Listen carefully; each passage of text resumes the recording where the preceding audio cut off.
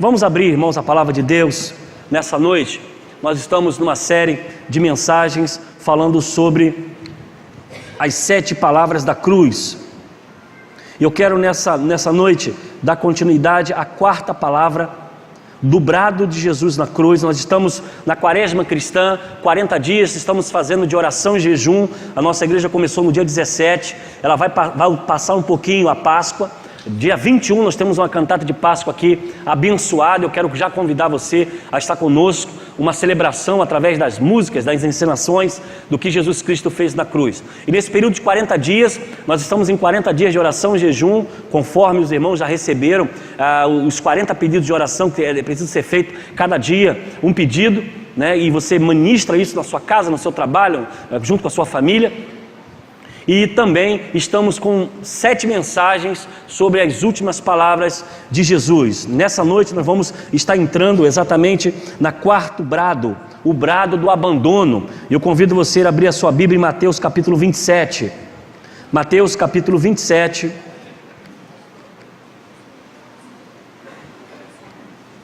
Mateus capítulo 27.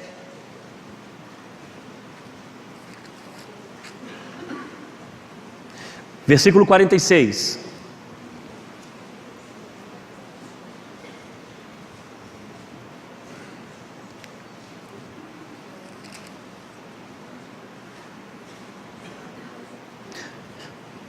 O brado do abandono. Mateus capítulo 27, versículo 46. Os que encontraram, digam amém. Amém. Diz assim a palavra de Deus: por volta da hora 9, clamou Jesus em alta voz, dizendo: Eli, Eli, lama sabactani. O que quer dizer: Deus meu, por que me desamparaste? Vamos ler todos juntos, com a sua versão.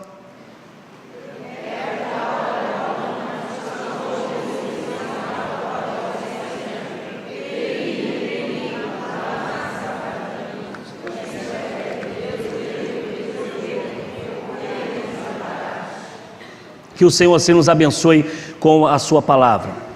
Nós estamos seguindo essa 4ª mensagem sobre as últimas palavras de Jesus na cruz. E nós já sabemos que durante esse período da crucificação, Jesus foi exposto à dor, ao sofrimento emocional, ao sofrimento psicológico, ao sofrimento físico.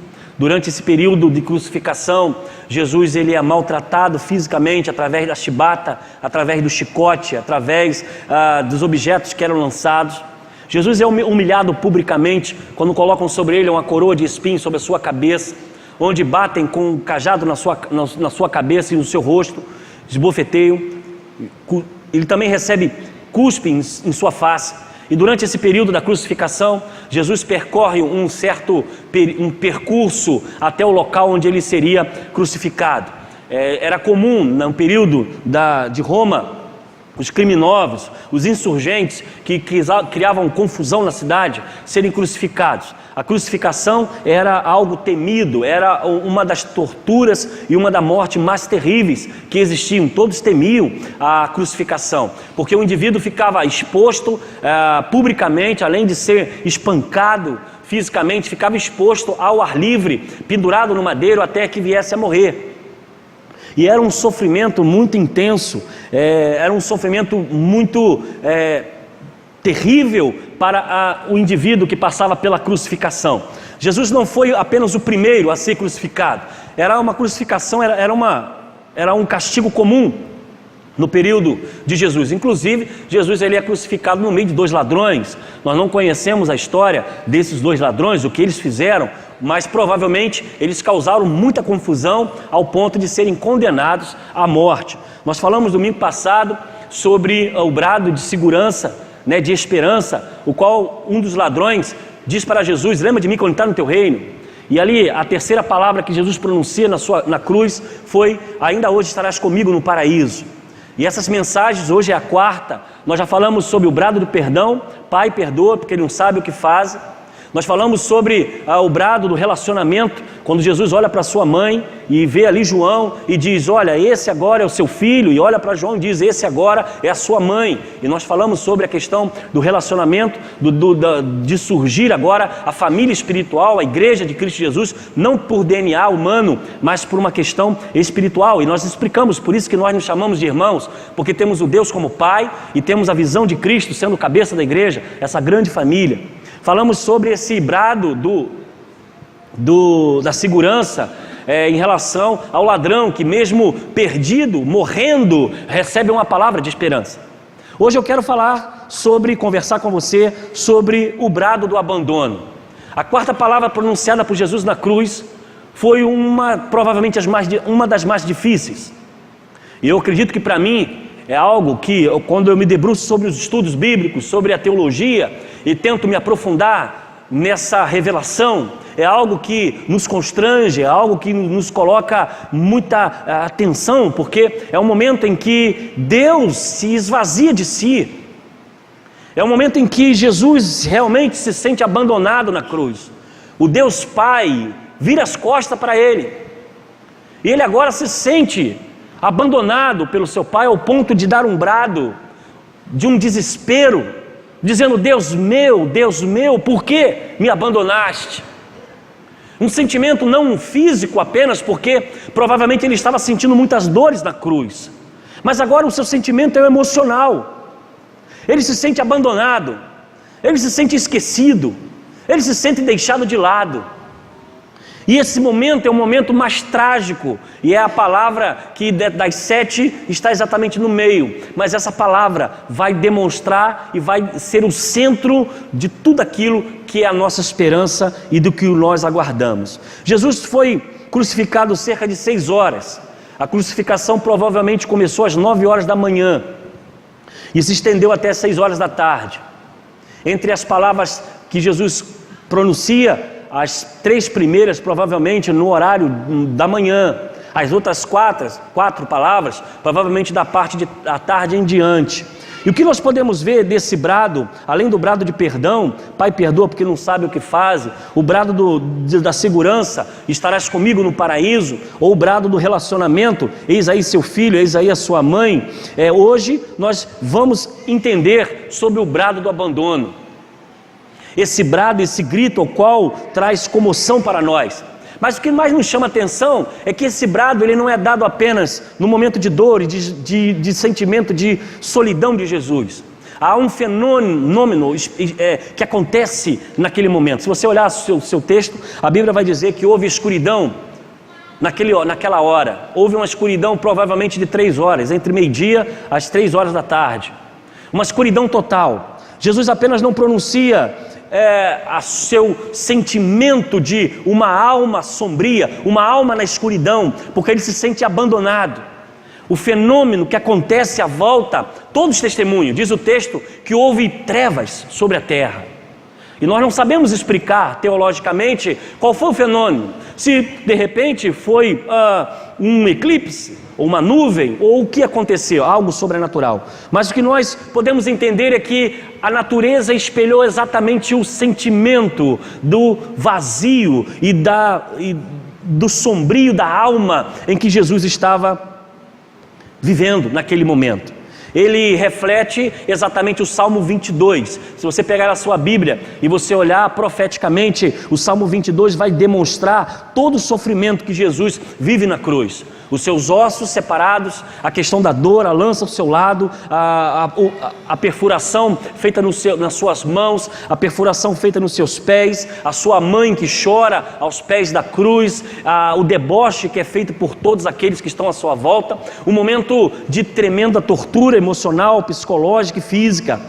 Mas essa dor que Jesus agora brada no quarto brado, Pai, por que me abandonaste? Ele não está relacionado à chibata, ela não está relacionada às ofensas, e nem tampouco aos pregos que prenderam suas mãos. O seu sentimento nesta noite é que o filho está longe do seu pai. O sentimento de rejeição e de abandono assolam Jesus na cruz. O seu grito não é pelos cravos que perfuraram, a lança que entrou do seu lado. O seu choro, a sua dor, a sua angústia da alma, é porque ele se sente abandonado e deixado de lado. Precisamos lembrar aqui que Jesus não foi obrigado a ir para a cruz. Provavelmente você pode passar pela sua cabeça: que pai é esse que abandona o seu filho? Talvez seja um Deus carrasco, um Deus ruim, um Deus mau. Não. Jesus, a Bíblia diz que ele se entregou por nós. Ele tinha o poder de ter enviado os seus anjos e ser liberto pelos soldados que o prenderam. Ele tinha poder de responder às afrontas que os ladrões, o ladrão assolado disse: tu és o Cristo, salva-te a ti e a nós também. E como também aqueles que debochavam dele dizendo: tu não é o Cristo, salva-te a ti mesmo, salvou a tantos. Ele poderia ter respondido, descido da cruz, ter com poder e glória feito com que o chão se abrisse e aquelas pessoas caíssem ali, mas ele renuncia a todas essas coisas. Ele, como filho obediente, como um cordeiro, vai ao sacrifício simplesmente por obediência ao seu pai. E ele simplesmente fala isso em Getsêmani. Ele diz: pai, perdoa, porque não sabe o que faz, o seu sentimento de amor por aqueles que o perseguiam. Mas lá no jardim ele diz: afasta de mim esse cálice. E o que nós podemos ver nessa imagem a qual nós estamos entendendo agora, que o esvaziamento de Deus, esse afastamento de Deus, nada mais era que Jesus estava carregando sobre si o pecado do mundo. Esse pecado ao qual ele estava agora, não mais como o Deus encarnado, mas como aquele Deus que estava entregando a sua vida pela humanidade. E o que nós podemos entender dessa passagem é que agora Jesus, ele deixa o seu lado de luz, o seu lado de glória, e ele agora se direciona para as trevas onde estava toda a humanidade, perdida, afastada, no abismo, longe de Deus. A crucificação, esse momento ao qual Jesus já está prestes a entregar a sua vida, ele está prestes a dar o brado de dizer: está consumado. Ele está simplesmente levando sobre si as dores do mundo, o meu pecado, o seu pecado. Exatamente naquele momento da cruz, ele está levando toda sobre si a corrupção do mundo. Ele está levando toda a violência. Ele está carregando toda a blasfêmia, toda a idolatria. Ele está carregando sobre si aquilo que separava o homem de Deus. E ele está tomando o nosso lugar na cruz. E eu começo a olhar a esse Cristo, o qual é o Deus encarnado, que deixa sua glória, vive entre nós, tem fome, tem sede, sendo Deus. Ele se sujeita a ser humilhado, ele se sujeita a ser chacota de todos, ele se sujeita a carregar o madeiro sobre as suas costas, ao ponto de não conseguir levar até o local final, e ele cai de tanta dor. Esse Deus que, mesmo sendo crucificado, rejeitado, ofendido, humilhado, ele diz: pai, perdoa porque eles não sabem o que fazem. Esse Cristo agora, ele simplesmente deixa o seu lado de glória e de luz, e ele se aprofunda nas trevas da humanidade. Ele está carregando sobre si o pecado do mundo. A cruz, a imutável santidade de Deus, o seu amor é ilimitado, e ele é tão contrito que esse grito de angústia: Deus meu, por que me abandonaste?, representa toda a humanidade que estava longe de Deus. Ele carrega sobre o seu sentimento, não só pelas suas costas, o peso do madeiro, mas ele carrega no seu coração o esvaziamento da separação entre o homem e Deus. Nele encontramos o pecado como seu horror máximo. A graça e toda a glória é manifesta simplesmente em um Deus que ama, e um Deus que se entrega, e um Deus que se sujeita, um Deus que se humilha por você. E essa crucificação, esse brado, vai nos fazer aprender algo nessa noite. Eu quero apenas 2 pontos trazer você a meditação e o valor que você tem para Deus. É comum nós ouvirmos pessoas hoje dizendo: Deus esqueceu de mim, Deus não vê os meus problemas. Nós estamos vivendo uma geração tão materialista que as pessoas estão trocando a vivência com Deus por questões materiais. E essa geração, ela é uma geração tão consumista e tão viciada em glórias, em poder, em fama e em riqueza, que as questões espirituais hoje ficam em segundo plano. As pessoas vivem a luta do dia a dia, vivem dificuldade do dia a dia, desemprego, doença, enfermidade, todos nós vamos passar.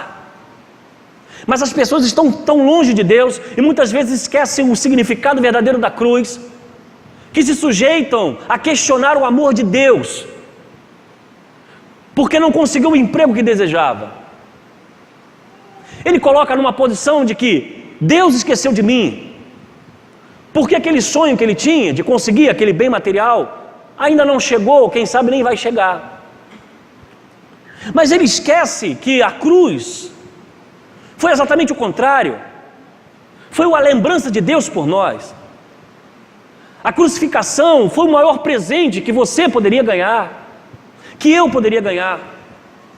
E nós somos uma geração tão mesquinha, tão egoísta, somos uma geração tão consumista, que nós trocamos a glória de Deus por questões materiais e físicas, e nós perdemos o sentido da cruz, nós perdemos o verdadeiro sentido do amor de Deus.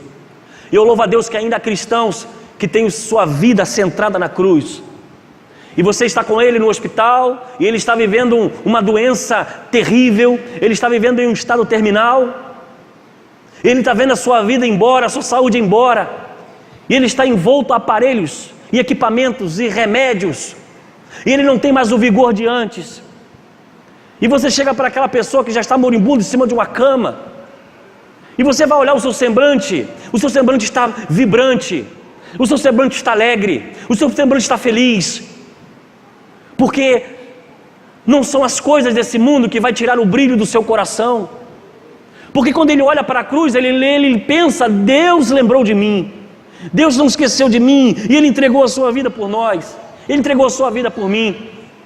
E aí nós deparamos com pessoas que quando nós chegamos lá para aconselhar, nós somos aconselhados. Quando nós chegamos para levar uma palavra amiga, nós já saímos de lá dizendo, bendito seja o nome do Senhor, porque Deus é fiel.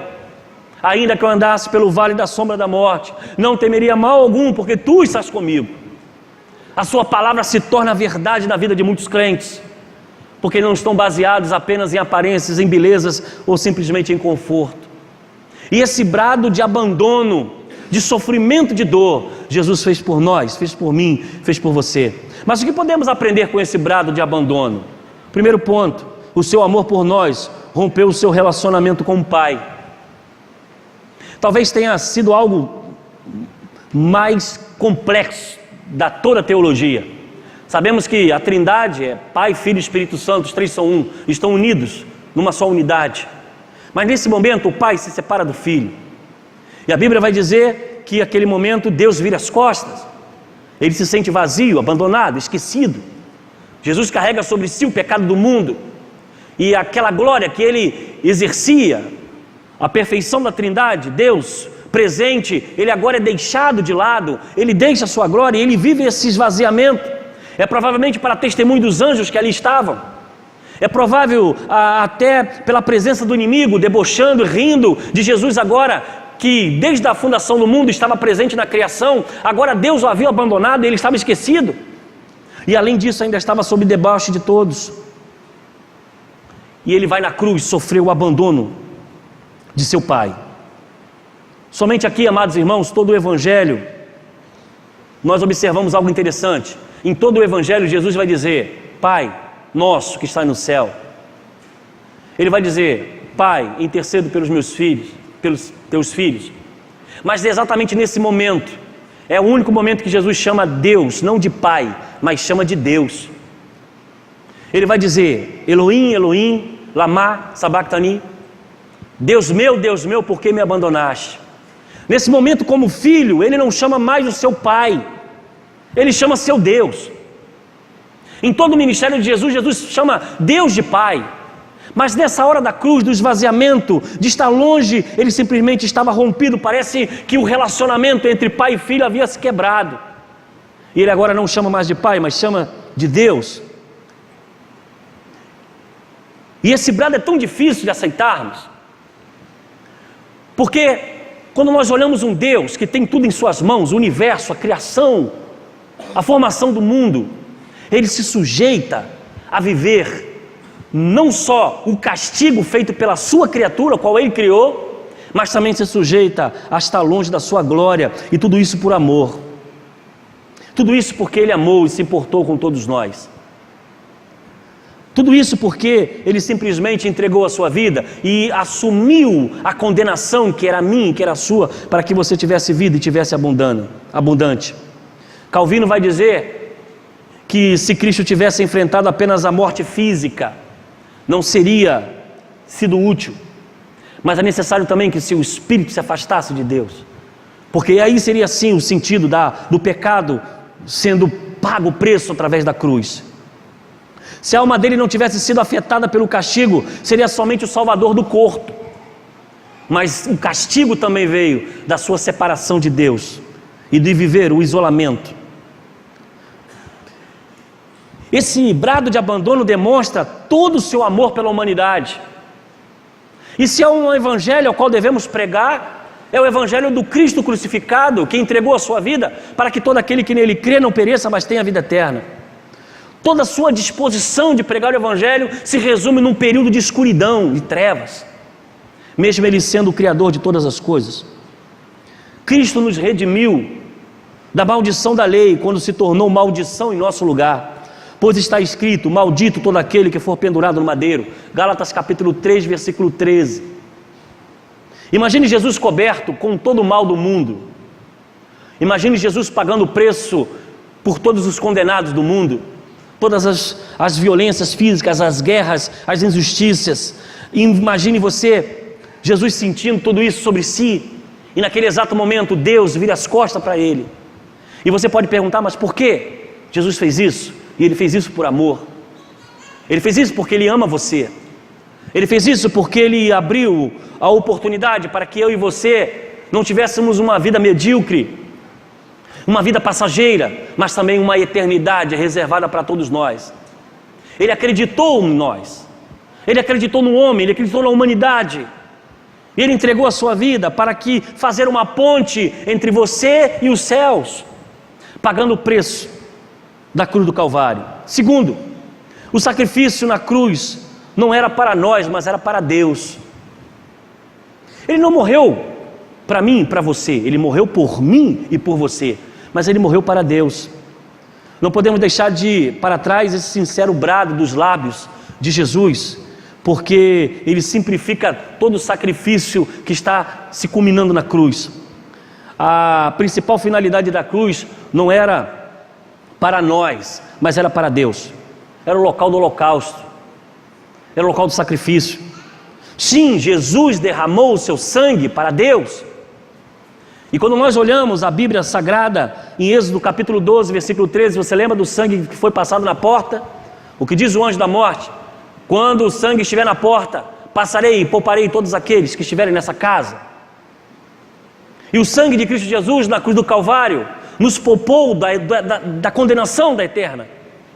O seu sangue derramado na cruz do Calvário trouxe para nós libertação.